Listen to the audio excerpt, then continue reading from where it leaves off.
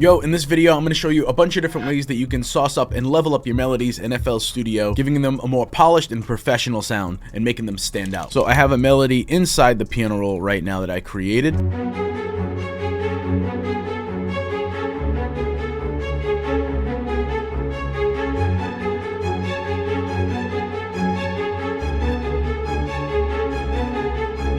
Sounds really good, really clean, really big strings, but there's a couple different things that we can do to it to make it even better. One of the things that I like to do sometimes inside the piano roll, because we have a bunch of different tools in the piano roll itself, is hitting Alt and Y, and this just can flip this melody around. It can flip it horizontally or vertically, so you could take those bottom notes and they'll be on top. It'll just be mirrored one way or the other. I'm gonna try out flipping them horizontally, and this will preserve the start times, and you can hit accept.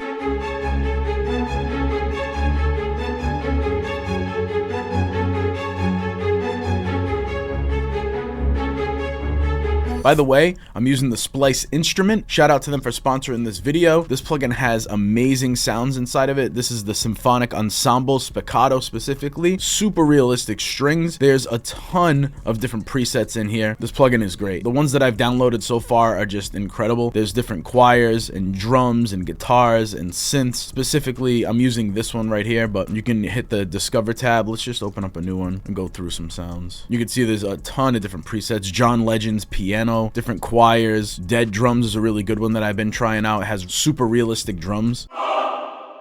The choirs are crazy. I'm a sucker for horns, orchestras, choirs, and this stuff is super realistic.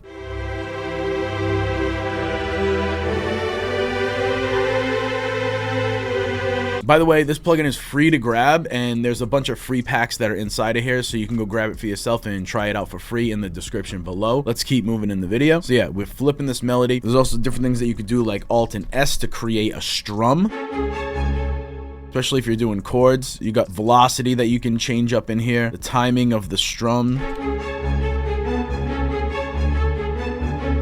Gives it a little bit more of a bounce sometimes, and a lot of times when you have like really stiff chords that are just kind of gridded, especially when you're clicking in notes, this really helps give a nice realistic humanistic feel to it. So another thing that I want to do while it's being reversed right now, go to the plugin, and because it has its own reverb settings on here and different effects, I'm gonna blow it out with as much reverb as I possibly can inside instrument. Also, we can throw a reverb on there. Just go crazy with that reverb, make it a big room, high cut up, just shape it however you want. Stereo separate, I just like to make it sound a little bit wider too.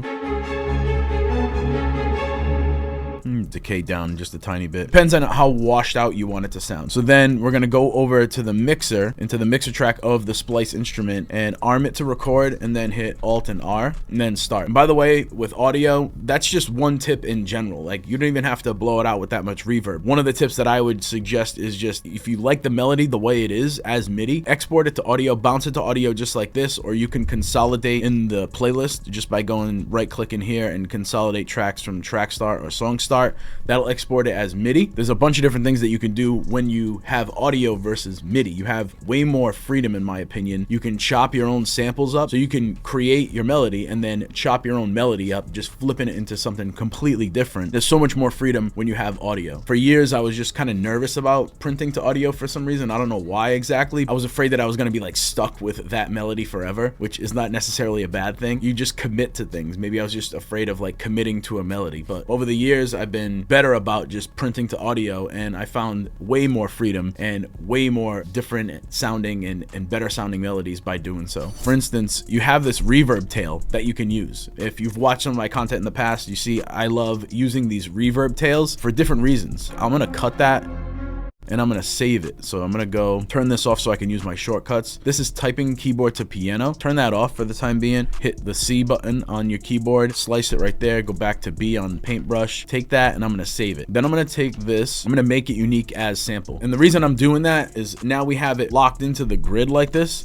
as its own sample, and it's not gonna affect that reverb tail that we saved off to the side. Matter of fact, you can do the same thing with that reverb tail, and then we'll get back to that in a second. I'll show you what I'll do with that. And then I'm gonna take that melody that we printed to audio, and I'm gonna reverse it again. So it goes back to the original progression that we had, because I already have a bass line and 808 pattern that goes with that progression. I like that progression. It's just when you take that, you flip it, reverse it, and then you blow it out with a ton of reverb, print it, reverse it again, it gives it this like weird atmospheric reverse reverb sound, but it has the same progression, if that makes sense. Just give it a listen. I'm gonna mute the original MIDI that we have flipped, and then we'll just listen to this. By the way, you can normalize it if you like. All normalizing does is just brings up the loudest peaks to 0 without clipping. It just gives me a better visual when I'm looking at it in the playlist like this. And then I'll probably just gain stage, throw it into its own mixer track. By the way, clicking this track button is gonna send it to the mixer track and name it. Then I always do generic bleeding with audio, and that's if we make any cuts, it throws automatic fades on there, and then we reverse it, and then just give it a listen by itself.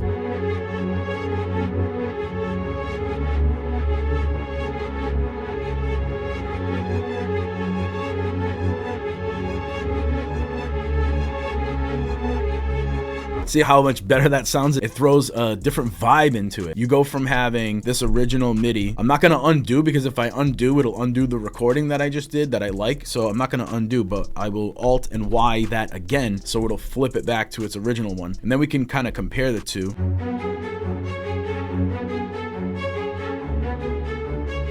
Like I said, it sounds really good, but compared to this, it just throws a lot more flavor on it.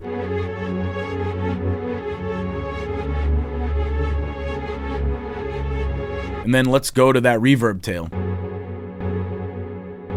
If we reverse that, gain stage it a little bit, just bring the volume down about halfway. I always like rule of thumb, like I just go down halfway. So we reverse that, normalize it. You could shape it however you want. And then I like to use it as a transition, because it's coming from the actual melody. So you know it's gonna match. It gives it that reverse sound, that transition sound that can go from section to section, like an A section to a B section. And it's just a lot better to use this, in my opinion, than looking for sounds that will match it, because it's actually from the melody. It goes with it right away. Just gives it, again, some more flavor. I like to go to Precomputed effects, add some stereo delay. This will widen the sound up. You can use this on any of your melodies, by the way, too. Sometimes I like to throw it on my main melody. I'll throw it on this main one. You can hear the difference. Here's the original.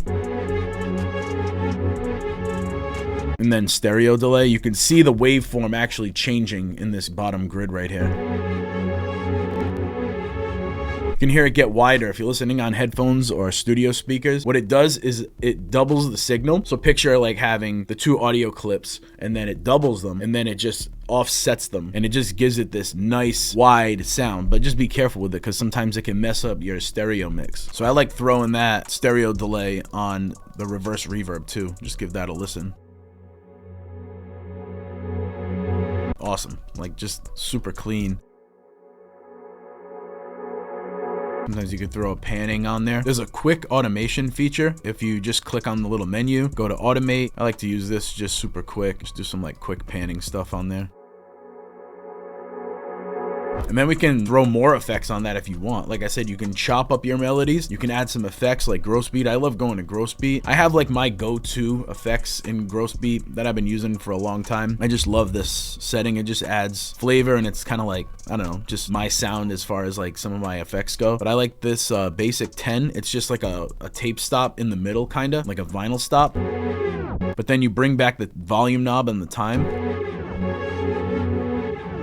Just add some bounce. Depending on, you know, when you throw all your drums in there, if you can hear it or not, like bring that up or down. I like the side chain. Sometimes I bring this one up so it's like every other one. So bring up the second and the fourth one. And then again, the volume mix knob. You can hear that reverse in there. It sounds clean. Sometimes with the reverse, I'll mess around with pitch. So I'll either pitch it down or pitch it up, depending if I can't hear it. Depending on if I can't hear it in the mix.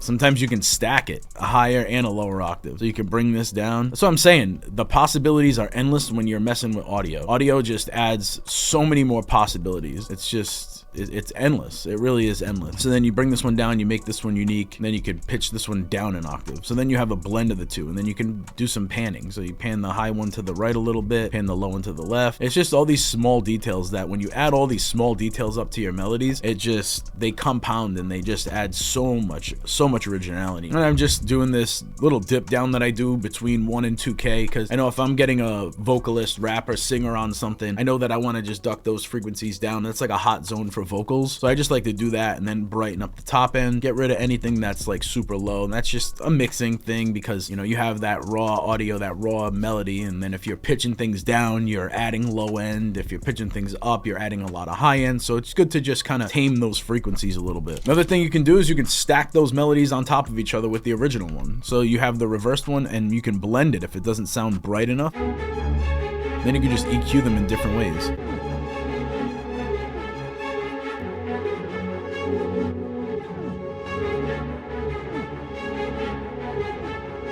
And just to give you a little preview of the drums before I play everything all together, these are the drums that I'm doing.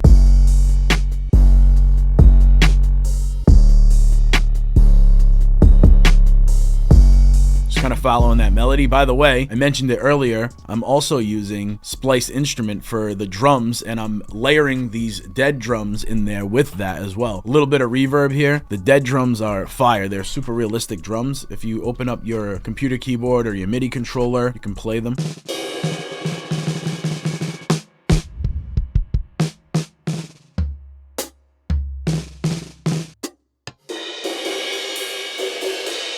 So this is the layering that I'm doing here.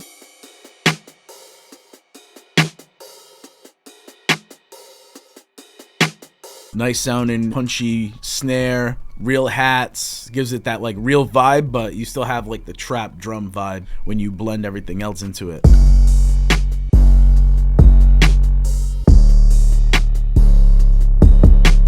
And they really complement the melody. So here's everything all together.